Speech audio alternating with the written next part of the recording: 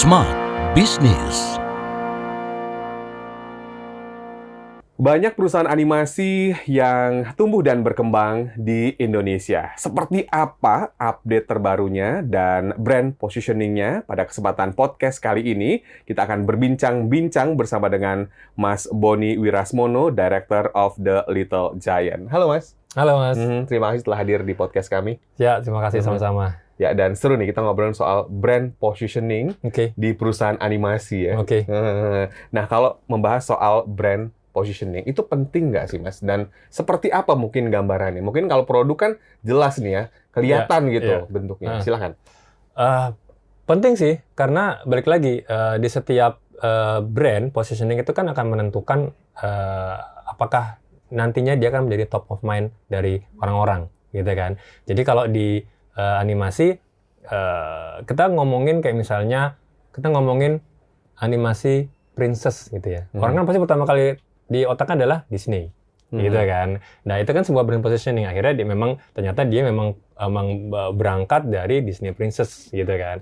Jadi itu yang akan orang mudah untuk mengenal, mudah untuk merelate, mudah untuk mengambil benang merah dari ketika dia nonton sebuah konten.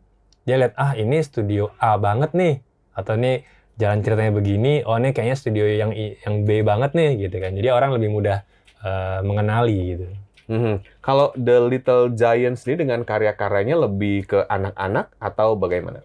Kalau kita memang semenjak kita menggeluti dunia IP ya, animasi, kita memang banyak bermain di anak-anak, main di edukasi, dan edukasinya itu benang merahnya adalah edukasi anak-anak gitu ya.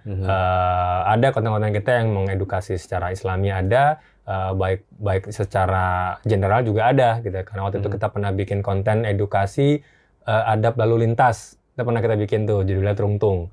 Nah, itu artinya kedepannya memang Little Giant memang selalu pengen ada di ranah edukasi, terutama untuk anak-anak gitu. Ada mungkin kiat-kiat khusus, mungkin Mas Boni dengan tim gitu ya, untuk create something new gitu ya, dengan karya-karyanya seperti apa? Kita selalu berangkat dari sebuah masalah gitu. Jadi kita harus bukan cari-cari masalah ya. Kita harus mencari apa sih keresahan yang terjadi di masyarakat gitu kan. Dan kita baca juga seberapa parah itu impact-nya kepada generasi gitu. Nah, ketika kita sudah mendapat sebuah masalah, itu yang akan kita naikkan sebagai premis dari IP yang akan kita develop gitu. Dan kita akan selalu men-challenge itu masalahnya, apakah validkah ini masalahnya, apakah ini jangan-jangan yang dirasakan kayak cuma saya doang, orang lain nggak merasakan gitu kan. Contohnya kayak misalnya, kenapa kita waktu itu bikin konten edukasi lalu lintas, karena kita tahu sendiri di Jakarta kan, dengan hiruk pikuk di jalanan, semeraut, segala macam, macet, nggak ada adab. Saya yakin bukan hanya saya doang yang merasakan kekesalan itu kan. Saya yakin semua orang di Jakarta punya masalah yang sama. Artinya, yuk kita bareng-bareng nih. Jadi itulah kenapa kita harus berangkat dari sebuah masalah agar solusinya, kenapa kita harus berangkat dari semua masalah bersama agar solusinya bisa diselesaikan secara bersama juga. Gitu. Nah, kalau membahas soal mungkin pendanaan atau investor ya, kita agak ke sana sedikit gitu ya. Nah, sebetulnya ada nggak sih antara idealisme dengan investor maunya seperti ini nih gaya animasinya, atau seperti apa nih Mas biasanya kalau di lapangan yang terjadi? Ya, itu konflik yang bisa dibilang pasti ada ya di setiap sebuah pernikahan antara investor dengan seniman bisa dikatakan seperti itu ya. Iya.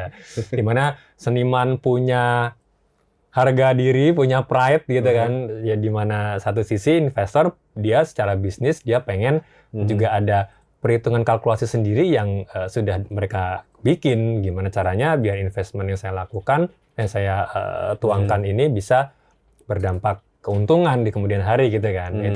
Itu dinamika yang tidak bisa dihindarkan, dan itu pernah terjadi juga di kami. Kita maunya A, investor maunya B, akhirnya ya mau nggak mau kita harus musyawarah cari jalan tengah. Cari jalan tengah berdasarkan apa? Berdasarkan data, balik lagi gitu kan. Kita selalu berargumen bahwa pendekatan seperti ini baik, bisa dilakukan, juga bisa mendapatkan revenue di kemudian hari dan seterusnya gitu sih. Nah, Kalau membahas soal karya-karya atau bisa dikatakan animasi dari The Little Giants ya, Iya. itu banyak juga konten-konten atau animasi yang bergerak di bidang pendidikan, Smart Listeners. Ini menarik, mungkin Anda sering nonton atau putra-putri Anda. Nah, ini apakah brand positioning-nya seperti itu, Mas? Salah satunya ya, betul. Seperti saya ungkit tadi bahwa kita memang mau berada di ranah edukasi, dan edukasi untuk anak-anak, dan ada yang edukasi untuk anak-anak Muslim gitu. Karena memang itu sudah menjadi habit atau addiction kita ketika kita memberikan sesuatu yang bermanfaat buat orang dan ternyata tuh memang berguna buat orang tuh, kayak kita mempunyai rasa puas aja gitu loh. Kebahagiaan tersendiri ya. Jadi nggak sekadar menghibur doang, cuman orang juga ada yang jadi petik pelajarannya. Gitu. Menjaganya gimana? Karena kan banyak nih konten-konten godaan bisa benar. dikatakan seperti itu. Iya, Ngejaganya gimana? Itu emang godaan ya. Itu emang ujian kita ya. Apalagi kalau misalnya itu udah bikin susah payah gitu, yang udah bagus-bagus segala macam, kalah sama yang viral orang nyebur ke lumpur misalnya gitu kan. Itu agak sakit hati ada gitu kan. Cuman balik lagi, apakah kita mau istiqomah di sini gitu ya, mau benar-benar ada di brand positioning tadi di sini, atau kita mau mencoba sesuatu yang baru. Pernah kita melakukan sebuah eksplorasi ya, eksplorasi. Kita main di ranah yang ibaratnya tetap ada di DNA edukasi, cuman secara eksekusinya memang lebih kekinian gitu. Kita pernah main di TikTok waktu itu gitu. Kan TikTok memang lagi besar ya, dan itu memang isinya juga banyak remaja ke atas. Artinya sebenarnya bukan target audiens kita sebenarnya, karena kita kan anak-anak gitu kan. Nah, cuman ketika kita coba lakukan itu ternyata berhasil gitu. Nah, semakin besar godaan kita, kayak ayo ini berhasil nih, gimana mau main di receh-recehan aja atau tetap balik lagi ke edukasi gitu kan. Nah, cuman apa yang membuat akhirnya kita stick di edukasi ini ya, kita tetap luruskan niat, kita ingat lagi ngapain kita pertama kali bikin ini, untuk apa kita melakukan ini gitu kan. Ketika itu sudah benar-benar terpatri di diri kita, ya insya Allah sih kita bisa menjaganya itu. Oke, walaupun tantangan di luar sana banyak gitu ya, untuk bikin konten-konten yang bisa dikatakan receh gitu ya. Tapi tetap fokus kepada konten-konten yang berdampak, mungkin lebih tepatnya ke sana ya Mas ya. Nah, membahas juga soal tantangan. Kita tahu nih bahwa sekarang anak-anak itu banyak juga yang suka atau bisa dikatakan gemar, lebih suka gitu ya nonton tayangan yang lebih dari usianya gitu ya. Mungkin drama yang lebih dewasa atau tontonan-tontonan yang mungkin ya tidak untuk seusianya. Ini apakah juga satu tantangan, Mas? Banget. Sekarang ini bisa dibilang target audiens kami ini, anak-anak itu mulai mengalami pergeseran. Banyak anak-anak itu yang dewasa sebelum waktunya, gitu kan. Anak-anak sudah menonton konten-konten dewasa. Nah, apalagi di masa-masa transisi umur pertengahan ini, dia dibilang anak-anak juga udah enggak, dewasa juga belum, gitu kan. Nah, ini adalah area yang sangat labil, yang kita sendiri belum bisa mendapatkan rumus bagaimana buat mengembalikan mereka. Dan kita sudah tidak bisa memaksakan hal itu, akhirnya ya sudah, kita fokus aja kepada range umur yang memang menjadi sweet spot-nya kita, gitu. Karena satu hal yang membuat ini lebih challenging adalah tentang retention time, tentang bagaimana seberapa lama waktu yang bisa dipakai anak-anak untuk bisa mengkonsumsi sebuah konten, gitu. Dengan hadirnya beberapa aplikasi, beberapa platform yang memang sifatnya itu rapid ya, gitu kan, itu dalam tanda kutip memperburuk keadaan, gitu ya. Orang tuh kan dengan mudahnya ketika lihat sebuah konten di HP-nya gitu kan, dalam 2-3 detik pertama nggak menarik, dia langsung swipe. Betul, langsung ganti scroll kan. Nah, di animasi apa yang bisa kita lakukan dalam 2-3 detik? Nggak ada apa-apa gitu kan. Artinya itu sesuatu, apalagi sekarang orang sifatnya udah kontennya yang penting up to date, viral, kekinian. orang dengan mudahnya bikin konten ada sebuah fenomena, misalnya apalah banjir misalnya kita ngomong ya. Detik itu juga orang bisa bikin konten tentang banjir, bla bla bla bla.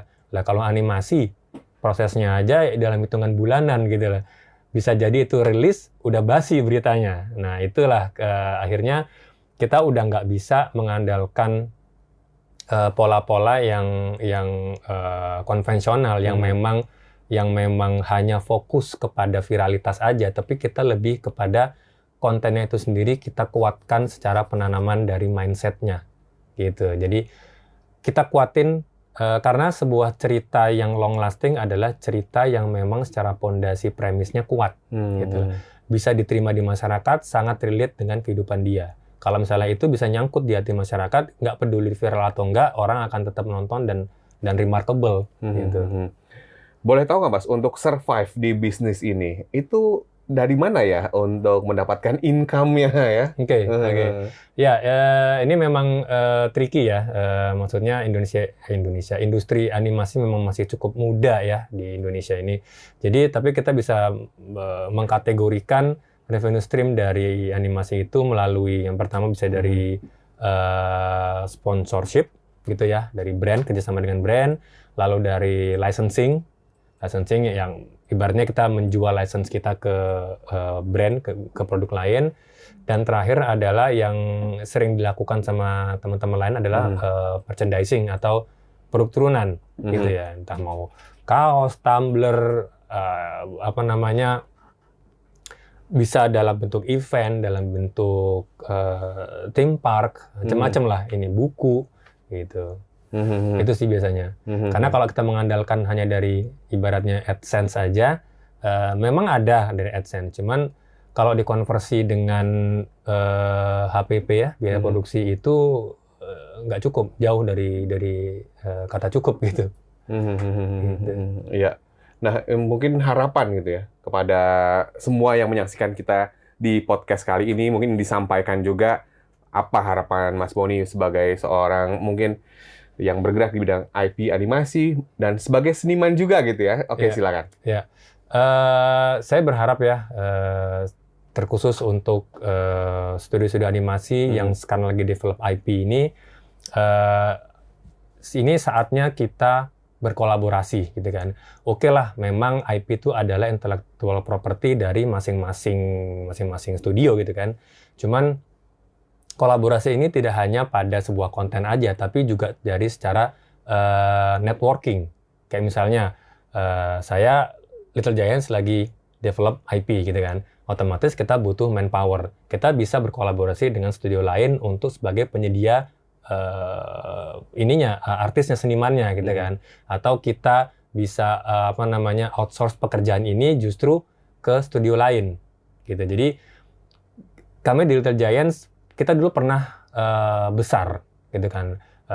Qadarullah karena pandemi kita banyak terjadi pengurangan karyawan di situ hingga akhirnya kita memutuskan untuk yaudah deh mendingan kita keep small aja, isinya adalah inti dari key personnya aja, sisanya ya kita coba berkolaborasi dengan studio-studio lain yang ujung-ujungnya ekosistem daripada industri IP animasi di Indonesia ini akan tumbuh karena itu tadi masing-masing mereka akan mempunyai pekerjaan, mempunyai penghasilan, mempunyai networking. Jadi itu harapan saya sih biar kita bisa ibaratnya tumbuh bareng lah gitu.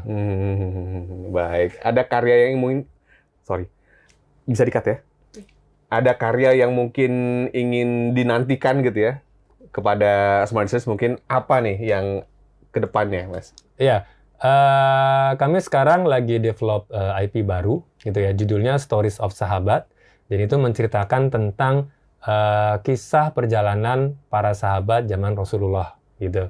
Dan ini kontennya untuk anak-anak juga gitu. Jadi harapannya anak-anak ini bisa mempunyai role model gitu lah. Dia mempunyai panutan ibaratnya superhero, tapi ini superhero beneran. Ini living legend, dulu pernah ada dan memang terbukti gitu kan. Jadi itu yang akan ibaratnya bisa menumbuhkan karakter daripada anak-anak di generasi mendatang. Luar biasa. Kita nantikan karya-karya yang tentunya sangat luar biasa dari Mas Boni dan juga tim, dan juga tentunya Kita juga sangat excited ya ketika ada animasi dari Indonesia yang mendunia dengan karya-karyanya dan tentunya kita sangat excited untuk menyaksikan hal tersebut. Baik, sukses selalu Mas Boni Ya, dan terima kasih. kita nantikan karya-karyanya Siap. dan tentunya kita nantikan juga karya-karya dari animator seluruh Indonesia. Smart listeners, untuk Anda jangan lupa untuk subscribe channel YouTube kami. Akhirnya saya William Darmawan mengucapkan terima kasih. Sampai jumpa. Smart Business. Lead you better.